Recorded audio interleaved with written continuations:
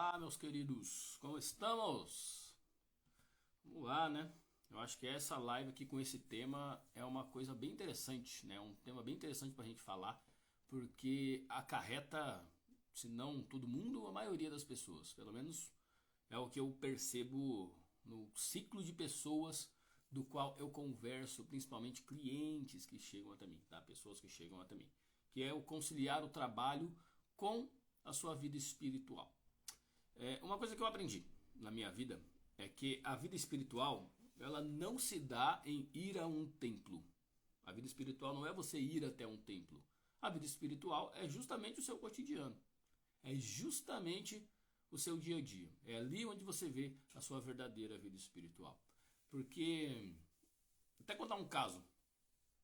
Quando eu era adolescente, eu estava com o meu irmão comendo cachorro quente na rua. Essas barraquinhas que tem de rua, né? Aqui tem bastante.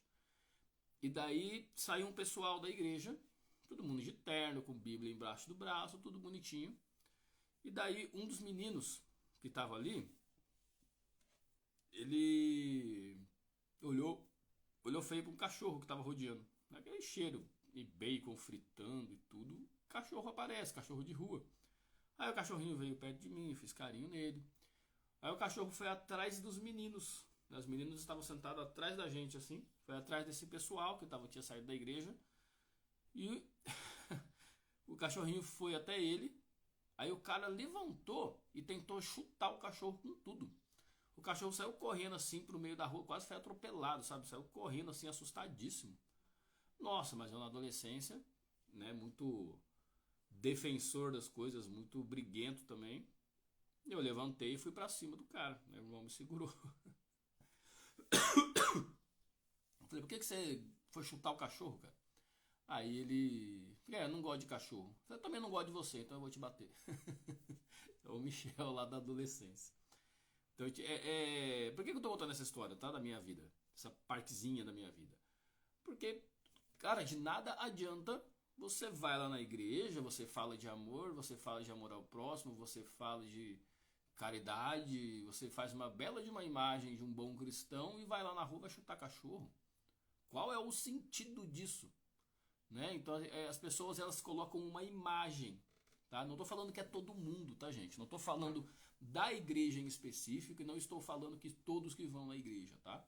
Eu estou falando que algumas pessoas elas criam uma imagem de boas pessoas só porque vão na igreja, tá? Isso em todas as áreas da vida a gente vê, né?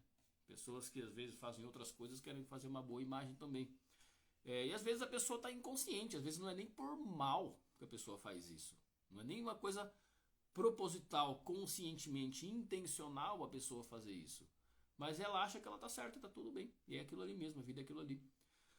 E quando eu falo de você conciliar o seu trabalho, a sua jornada de trabalho com a sua vida espiritual, e por que eu coloquei trabalho dentro do tema? Tá? Porque o ambiente de trabalho, se você for parar para analisar, a gente passa a maior parte da nossa vida dentro do ambiente de trabalho. Você passa mais tempo com seus colegas de trabalho do que com a sua família, por exemplo. Tá? Isso no geral, isso na maioria das pessoas. Lógico, tem pessoas que fazem seu horário de trabalho, trabalham menos, enfim, falando uma coisa mais generalizada, tá? Ó, eu peguei até aqui algumas queixas, tá? Até algumas queixas em relação ao trabalho. Uma das queixas, chefe. Ah, Michel, onde você pegou essas queixas? Você pode encontrar essas queixas conversando com as pessoas. Você pode olhar para dentro de você e perceber talvez uma, duas, três, quatro, cinco dessas queixas aqui. Encontrei essas queixas tanto em relação a quando eu trabalhava de CLT para outras pessoas, quanto conversando com clientes. Tá? Muitos clientes chegaram até mim com burnout, chegaram comigo com crises de ansiedade devido ao trabalho, e ali a gente começa a perceber quais são as principais queixas dentro do ambiente de trabalho, tá? Então, os principais problemas no trabalho. Chefe. Cara, chefe. O chefe é um arrogante, o chefe te trata mal, o chefe às vezes é abusivo. Em casos de muitas e muitas mulheres que eu já atendi, o chefe era abusivo, o chefe ficava se insinuando, dando brincadeirinha indireta, essas coisas assim, tá? Outra coisa, colega de trabalho. né? Então a gente está vendo que aí já é uma relação interpessoal, tanto o chefe quanto colega de trabalho, né? É uma coisa mais externa, são as pessoas que estão ali que você não consegue se dar bem, você às vezes tem algum conflito, algumas questões em relação a isso. Outra queixa, não faz o que gosta de fazer. Tem estudo que mostra que em nível mundial é uma média de 78% das pessoas não trabalham com o que gostam de trabalhar. Cara, é muita gente. É muita gente. Contando que nós temos 8 bilhões de pessoas no mundo, 78% disso não faz o que gosta. É muita gente. É muita gente. Tá falando aí de 6 bilhões de pessoas, mais ou menos. É gente pra caramba, tá? Você faz o que você gosta de fazer? Você trabalha com algo que você ama, que te preenche, que te faz brilhar os olhos? Talvez não. Porque quando você não trabalha com o que você gosta, e lembrando que você passa mais tempo no seu trabalho do que com a sua família ou do que no ambiente de lazer, vem sofrimento. É meio que inevitável, você começa a adoecer. Outro ponto, não ganha o suficiente. A pessoa não tem uma questão salarial ali que dê para ela uma vida confortável. Tá? Tô falando isso de uma questão mais justa da coisa, né? Não um exagero. A pessoa, quero ganhar 1 milhão, não essas brincadeiras bobas assim que não vão ajudar em nada. Tô falando mais em quesito mesmo de as pessoas num padrão de vida normal, tá? Outro ponto que pega bastante pessoas, tá? Não se sente valorizado.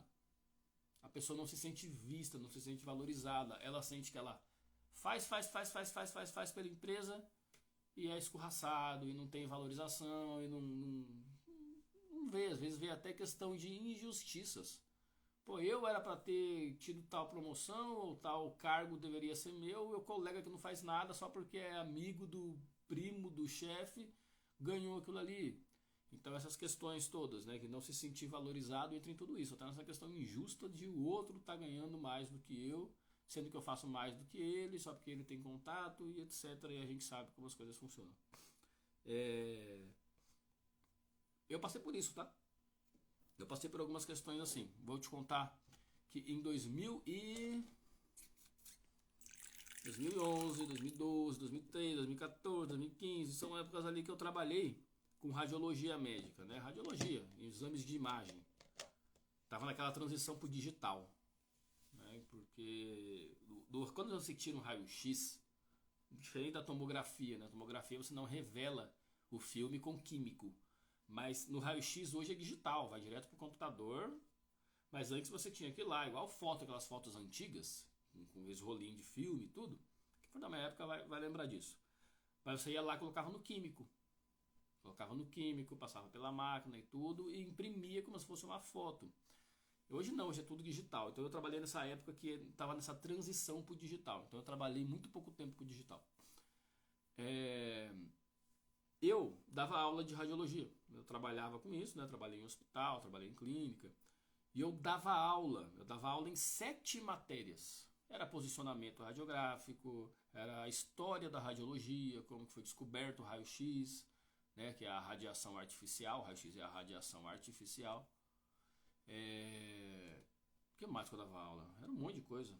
Isso aqui eram 7 matérias. Tinha a administração do laboratório de radiologia, enfim, 7 matérias ali no total. Só de posicionamento radiográfico eram 3 níveis de matéria. Que é o próprio trabalho em si, né? Você posicionar a pessoa, saber a potência do raio-x para poder penetrar, e além do posicionamento do aparelho, a angulação do raio, tudo, enfim, vários pontos do que você quer ver, eu dava aula disso. Então, saiu em um hospital público um concurso para que você fizesse esse concurso para você entrar lá para trabalhar. Falei, opa, maravilha, isso é bom para mim, né? Eu já trabalhava nesse hospital de maneira terceirizada. Então eu ganhava muito menos do que os concursados, porque eu ganhava por raio-x que eu fazia. Então era por exame. Então eu fazia uma média ali de 1.200, 1.500 exames por mês. Enquanto o pessoal que estava ali concursado fazia 50, 60 exames por mês. Era muita diferença, porque eu ganhava por raio-x, né? E eles não, eles fazendo 1 ou fazendo 10, eles ganhavam a mesma coisa, que eles tinham o salário deles. Então abriu essa questão do concurso. Ok, eu fui fazer o concurso. Nesse concurso, eu passei em primeiro lugar. Estava lá meu nome, Michel Blume, primeiro lugar. Falei, maravilha, vou entrar para trabalhar ali. Uma coisa mais garantida, eu vou ganhar mais, vai ser muito melhor. Tem uma estabilidade, tem uma segurança, né? Geralmente a gente pensa nessas questões, né? Então o Michel ali de 12 anos atrás, imagina, né? Aí eu fui e comecei a ir atrás de documentação e tudo. Só que no edital tava falando que precisava de 24 meses de experiência. Eu tinha mais do que 24 meses. Porém, quando a gente fala de... Porque o estágio não contava. Se o estágio contasse, beleza, né? Mas o estágio não contava. Eles pediam 24 meses de experiência. Eu tinha 23 meses. Eu tinha 1 ano e 11 meses. Não batia os 2 anos exatos que eles pediam. Aí eles falaram que não, que eu não ia poder entrar e tudo mais. Eu recorri, eu fui atrás do reitor de tudo da universidade, que tinha ligação com o hospital e tudo mais. O reitor já me conhecia, porque eu trabalhava ele dentro da Unimed, eu trabalhava com ele em clínica, então ele já me conhecia tanto do hospital, porque ele já sabia que eu dominava as máquinas do hospital, porque eu trabalhava lá terceirizado. Ele mandou uma carta e tudo, falou, não, o Michel passou em primeiro lugar, ele já tem todo o conhecimento, já trabalha com a gente aqui há uns anos, então a gente quer ele especificamente. Porém, não foi permitido. Eles demoraram para responder e falaram que não, porque eles precisavam com urgência. Quando eles precisavam com urgência, eles foram contratar a outra pessoa que estaria em segundo lugar em 6 meses depois. Sendo que era só eles aguardarem 1 mês para que eu batesse os 24 meses. Eu passei primeiro no concurso. Tinha 23 meses de experiência. Eles pediam 24. Ao invés de eles esperarem 1 mês para eles me chamarem, eles me cortaram e chamaram a próxima pessoa só depois de 6 meses. Só depois de 6 meses. É muita sacanagem quando você olha dessa forma, né? Muita sacanagem. E eu vi que porque a pessoa que estava em segundo lugar era amigo de não sei quem lá dentro e fez todo o esquema. Bom dia, Márcia, tudo bem? Como estamos? Tudo certo? Então, a gente passa por essas coisas. Só que a questão é, o conciliar trabalho com vida espiritual é a gente enxergar as coisas de maneira mais ampla. Se talvez eu tivesse entrado nesse concurso há 12 anos atrás, eu não teria seguido o caminho que seria para eu seguir, porque eu teria uma segurança financeira, vamos dizer assim, né? E entra em um dos problemas que a gente fala aqui das queixas do trabalho. Medo de perder emprego. A maioria das pessoas que vivem de CLT tem muito medo de perder emprego, especialmente nessa época de pandemia que teve. Eu vi amigos ali tremendo, porque medo de perder emprego. Pô, tem família, tem conta para pagar, tem tudo. Então, quando você enxerga as coisas de maneira mais ampla, você para de enxergar o galinho da árvore, sobe e enxerga a floresta, você vê que está tudo perfeito do jeito que tem que estar. Não era para eu entrar naquele concurso, ali não era o meu caminho, não era o que eu tinha que fazer. Entenda que quando a gente fala de vida espiritual, a gente não está falando das vontades do nosso ego. O nosso ego quer manter o controle das coisas. O controle não deve ser do ego, deve ser do espírito. Isso é você conciliar a sua vida espiritual, é você olhar essas situações que acontecem e entender que tem algo maior te conduzindo. E esse algo maior é você mesmo, tá? Eu estou falando em questão alma, questão espírito. Agora, não me dou bem com meus chefes, não estou me dando bem com meus colegas e tudo mais. Ok, os incomodados que se retirem. Eu trabalhei durante anos para outras pessoas. Eu olhava aquilo ali, eu olhava meus colegas de trabalho, os papos que eles tinham. E às vezes sentava ali no refeitório para comer, os caras falando besteira, e falando de mulher, e falando... Eu olhava aquilo ali e falava, cara, eu não pertenço a isso aqui, não bate comigo, né? Não é meu caminho viver dessa forma aqui. E fiz acontecer. Fui atrás para fazer as coisas acontecerem, para começar a trabalhar por conta própria, para começar a me especializar, começar a trabalhar com o que eu amo, com o que A minha alma estava me conduzindo a fazer. Você sente onde não é o teu caminho. Você sabe lá no fundo. Muitas vezes você quer se enganar. Mas no fundo você sabe que não é o teu caminho.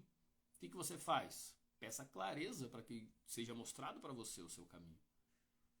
Porque às vezes o seu caminho, ele parece um caminho seguro, porque às vezes tem uma segurança financeira.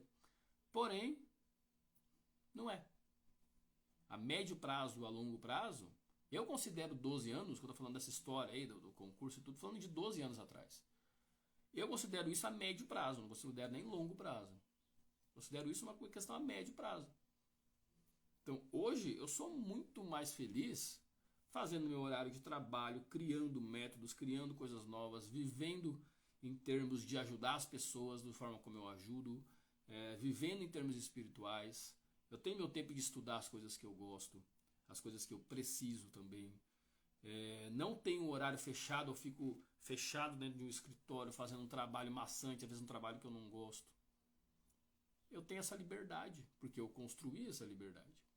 Por quê? Porque era o que minha alma buscava, não Michel Ego. Quero segurança financeira, vou passar no concurso, vou entrar e vou ficar ali o resto da minha vida. Aí a gente entra num outro ponto de problemas do trabalho. Estagnação. Estagnação. Você se sente estagnado, estagnada. Você não vê uma oportunidade de crescimento, né? Então eu percebi isso em muitas pessoas que eu atendi, que estavam em concurso público, às vezes há 20 anos, e já peguei pessoas ali de 3, 4 anos, dentro de um concurso.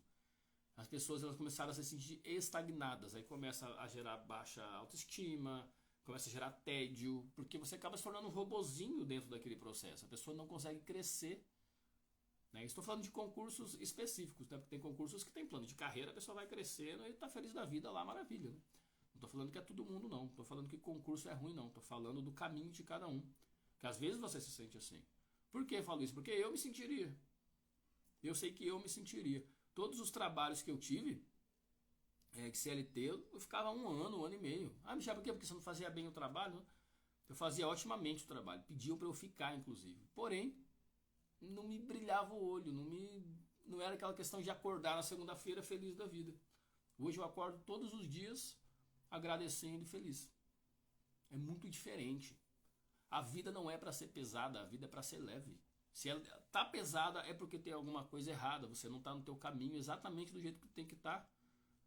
Porque mesmo as questões de dificuldades e obstáculos que aparecerem, você vê aprendizado, você vê oportunidade, você vê outras questões ali dentro. Você não fica vendo e julgando aquela situação como errada, como ruim, como isso, como aquilo. Você simplesmente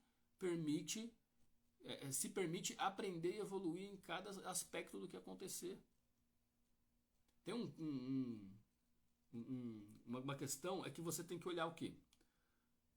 O seu trabalho é teu sustento. Muito provavelmente seu trabalho é teu sustento. Né? Acredito que sim, o meu é. Então, o quanto que você agradece esse trabalho? Né? Por que é você colocar a vida espiritual juntamente com o teu cotidiano? Né? Porque como eu disse, eu vou lá, fico 1 hora num templo. Por que eu estou falando templo? Porque é uma igreja, pode ser qualquer coisa que você vá até algum lugar para que você encontre Deus. Tá? Você não precisa ir até um templo, até um lugar para você encontrar espiritualidade, para encontrar alma, para encontrar Deus. Está em tudo e em todo lugar ao mesmo tempo. Simplesmente está em tudo. Não é em um lugar, é no seu trabalho, é na tua casa, é com a tua família, é no teu cotidiano que você vive a sua vida espiritual e você se desenvolve espiritualmente, porque é ali que você tem as relações com as pessoas. O outro é um espelho das tuas sombras. O que você julga no outro é porque você julga em você. O que você não gosta no outro é porque você não gosta em você. O quanto você olha isso sem julgar as pessoas e olha para você. Começa a olhar para o teu caminho, começa a olhar para o que você quer viver. Porque vida espiritual e trabalho deveriam ser a mesma coisa. Você está ali aprendendo. Você está ali olhando. Quais virtudes de espiritualidade a gente pode falar? A gente pode falar de amorosidade. O quanto que você é amoroso, mesmo se a pessoa te trata mal no teu trabalho, por exemplo. Ou você já xinga e fala, eu não mereço isso, não mereço ser tratado assim e tudo mais. E eu entendo, tá? Eu compreendo se você se irrita, se você fica nervoso, porque Eu passei por essas coisas. Teve trabalho que eu fui humilhado. Eu fiquei 23 dias no trabalho. Eu tinha acabado de assinar a carteira. O chefe, o dono da empresa, chegou, falou algumas coisas bem humilhantes, sendo que todo mundo estava elogiando. Ele pegou para mim, me humilhou na frente de todo mundo, só porque ele estava com um amigo dele. Eu cheguei, bati nas costas dele e falei, cara, arranja outro besta aí para trabalhar para você, porque eu não vou. Fui lá e pedi as contas. Né? Então, é muito do... Fiquei com raiva, fiquei nervoso. Falei, não, só que eu não mereço isso aqui, eu não quero viver isso daqui. Você escolhe o que você quer viver além de tudo. Você não é obrigado a ficar em nenhum lugar. Ah, mas aqui eu tenho segurança, aqui eu tô faz tempo, aqui eu tô... E daí? Abra as portas para que as coisas aconteçam. Quando você se movimenta na tua vida, você começa a movimentar a energia de tudo para que o seu caminho seja lhe dado. Você para de ficar preso em uma coisa só. Conheço pessoas que trabalhavam há anos e ganhavam muito bem. Há anos, eu falo assim, 10 anos. Em um lugar, ganhavam muito bem, só que não estavam se sentindo preenchidas. Porque a alma estava ali gritando, vai fazer outra coisa, seu caminho não é aí, você tem muito mais potencial, você tem que fazer muitas outras coisas. Só que você está lá por causa do dinheiro. Ou seja, todas as suas ações você está permitindo a sua infelicidade por causa do teu medo. Duas emoções horríveis, né? Duas emoções de frequência baixa. Medo. Você fica triste por causa do medo. Sério que você vai deixar o medo de tomar conta? O que você tem aqui, você não vai levar. O legal da vida é você se arriscar. O legal da vida é você fazer coisas novas. Quando foi a última vez que você fez algo pela primeira vez? Quando? Quando você teve uma nova experiência na tua vida? Faz quanto tempo que você teve uma experiência pela primeira vez? Já parou para analisar? Talvez você nem lembre de tanto tempo que faz. Vida é experiência. Vida espiritual é você zelar por todos os seres. Todos estejam bem. Se tratou mal? Ok, é dele, não é seu. Ah, meu chefe é dele, não é seu. Ah, meu colega é dele, não é seu. Você não precisa carregar o que não é seu. Amorosidade. Viver em amorosidade. Viver em paz. No fim é uma escolha. Porque as pessoas falam, eu estou em busca de viver em paz. Pô, você está em busca de viver em paz, escolha viver em paz agora. Não coloca isso como um propósito lá na frente da tua vida. Porque você viver em paz é o teu dia a dia. A qualidade de vida é o teu dia a dia. Teu dia a dia que faz isso com você. Quando tem outras pessoas que dependem de você. Mas por que essas pessoas dependem de você? Elas não têm uma capacidade, às vezes tem questão de doença, às vezes tem questão de filho. Amorosidade. Porque quando a gente fala, por exemplo, do quesito ego, tá? O ego, ele não é uma coisa negativa, tá? O ego ele é totalmente necessário, é a nossa personalidade. Mas eu falo de ego no sentido, as emoções do ego. Né? Emoções do ego é medo, tristeza, vergonha, culpa, raiva, apatia. São essas emoções mais negativas que a gente fala, de frequência baixa. Não se deixe ser manipulado por essas emoções, não se tornar uma pessoa reativa. Pô, tem pessoas que dependem de mim.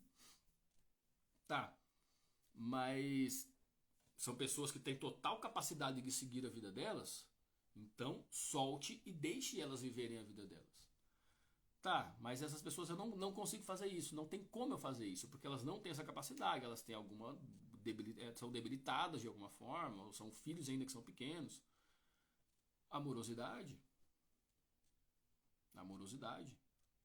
Os filhos uma hora vão para a vida deles também. Agora, o que é do outro é do outro. A questão é você não carregar o que é do outro. Porque o ego, ele quer ter razão. Você fica discutindo para a pessoa para que queira ter razão. Tem um conto que eu sempre falo, que é bem simples que você conseguir compreender. Um cara, ele era muito irritado e se brigava com todo mundo. Ficou sabendo que tinha um sábio em cima da montanha, que ensinava a paz interior. Esse cara, ele foi atrás, subiu a montanha, tudo, e encontrou esse sábio. Quando ele encontrou o sábio, ele perguntou: sábio, como que eu encontro? Qual que é o segredo da paz interior? O sábio olhou para ele e falou: é não discutir com idiotas. O cara deu risada e falou: eu não acho que seja isso. O sábio olhou para ele e falou: você tem razão. E pronto. Ele não ficou tentando convencer que ele está certo. Você tem razão, tá tudo certo. E pronto. Quando você deixa de querer ter razão em todas as situações, mostrar o seu ponto de vista, o seu ponto de vista é o certo, o que você acredita é o certo, pronto, ninguém toma a tua paz. Porque você não quer ficar convertendo as pessoas para a tua verdade. A tua verdade é a tua verdade. A verdade do outro é a verdade do outro. Se o outro quer viver em guerra, viva. Eu quero viver em paz, tá tudo certo.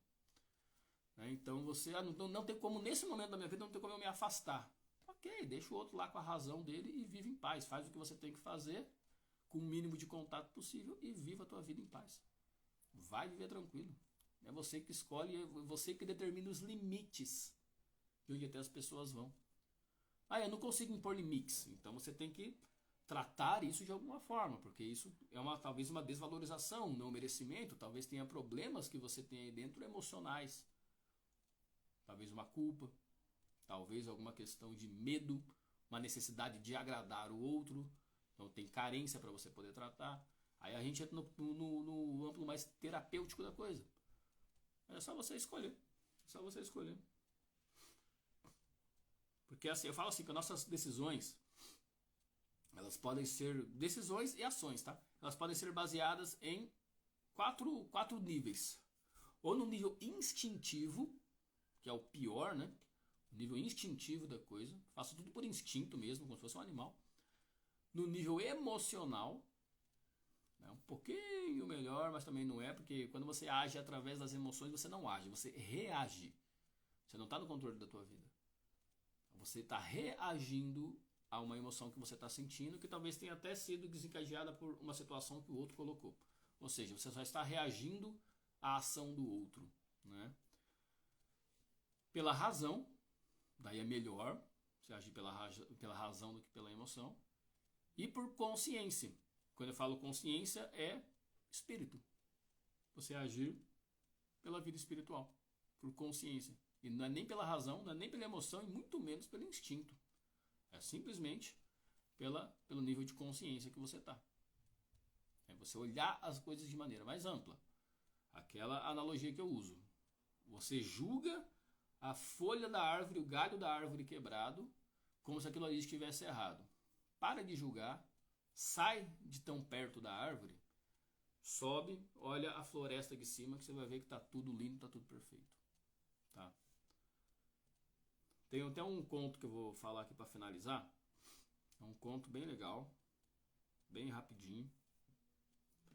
Tinha um homem indo para a igreja um dia e ele ia assim, todo domingo ele ia para a igreja. Por anos e anos e anos, a vida inteira. Só que daí chegou um dia que ele estava indo e um rapaz caiu de bicicleta perto dele e se machucou muito. Aí ele pegou aquele rapaz, ele colocou o rapaz no carro dele, levou até o hospital, ajudou o rapaz ali e perdeu de ir na igreja. E ele ficou sentindo muita culpa, sentiu remorso de ter perdido a igreja e tal, meu momento com Deus. Beleza, ele envelheceu e tudo. Aí quando ele faleceu, ele foi para o céu e encontrou Deus. E pediu perdão para Deus. Falou: Deus, me perdoa, eu não fui na igreja aquele dia. Deus olhou para ele e falou: mas é justamente por esse dia que você não foi na igreja e fez aquelas ações que você está aqui no céu. Né? Então, não é exatamente você ir a um templo fazer uma oração, mas sim o que você faz com a tua vida no teu cotidiano, que vai te trazer leveza, que vai te trazer paz, que vai te trazer amorosidade, que vai te trazer a vida espiritual. Então, concilie a sua vida espiritual com o seu trabalho, porque você passa muito mais tempo no teu trabalho do que em qualquer outro lugar. Tá? Coloca aí 24 horas do dia, 8 horas eu passo dormindo. Então 1/3 da minha vida eu passo dormindo. Outro 1/3 eu passo trabalhando. Na verdade é mais do que 1/3, porque não são 8 horas. Geralmente são 8 horas de trabalho por dia para a maioria das pessoas. Porém, coloca deslocamento, tem gente que demora 2 horas para chegar no trabalho, mas 2 horas para voltar já subiu para 12 horas já. E o restinho você está dormindo, está com algum pequeno lazer e dormindo. Então é muito tempo da tua vida relacionada a trabalho. Se você não estiver bem no seu trabalho, você vai adoecer. Como que você se livra disso? Conciliando vida espiritual com o teu trabalho. Tá bom? Bom, segunda-feira, ontem eu não consegui, tá, desculpa, ontem eu não consegui. Eu nem estava em casa ontem às 8 horas da noite, eu estava fazendo alguns trabalhos, um projeto que eu estou fazendo. Quem não sabe, eu trabalho com as terapias, eu trabalho com mentoria agora também, e trabalho com as vivências, né? Eu trabalho em grupo, as vivências têm temas, ou voltado para o espiritual, às vezes é voltado para uma coisa mais terapêutica. Tem a vivência que eu vou fazer agora com a Adriana, que é relacionada a pai e mãe, né? O relacionamento das pessoas com seus pais e com suas mães, para curar isso, né? Os nossos pais nos deram a vida. Muita gente tem um relacionamento meio conturbado com pai e mãe. E também eu vou fazer uma vivência relacionada a amor próprio, né? Essa transformação de se amar, né? Você parar de se sabotar, você parar de se maltratar e você entrar no âmbito de amor próprio, né? Então eu estou com vários projetos aí para fazer. E ontem à noite realmente eu não consegui abrir a live às 8 horas da noite, tá? Mas na segunda-feira estamos aí para a nossa quinta aula. A nossa quinta aula, nossa quinta live, a gente vai falar de busca de aceitação, que é uma das maiores questões aí da humanidade. A gente vai falar um pouquinho dessa dor, para que você se conheça melhor e veja se você tem isso daí ou não, tá bom? Na segunda-feira, às 8 horas. Acredito que não vou falhar igual ontem em relação ao horário, tá? Vai dar tudo certo. Bom, fique com Deus. Amanhã, dia 29 de setembro, amanhã domingo, vai ter a minha vivência Conexão com o Eu, das 8 da manhã às 8 da noite, com vários e vários trabalhos ali, emocionais, espirituais, além de consagração de rapé e sananga, que são ali as medicinas sagradas, que envolvem com o xamanismo, tá? Onde a gente vai trabalhar suas questões espirituais, tá bom? Então ali tem a vivência. Depois, só ano que vem, vamos abrir outra turma, tá? Essa é a turma 2. Depois, só o ano que vem, nós vamos ter a turma 3 da vivência Conexão com o Eu. Beleza? Então, fiquem com Deus. Um ótimo final de semana para vocês. A gente vai se falando. Qualquer coisa, fala comigo. Obrigado pela tua energia.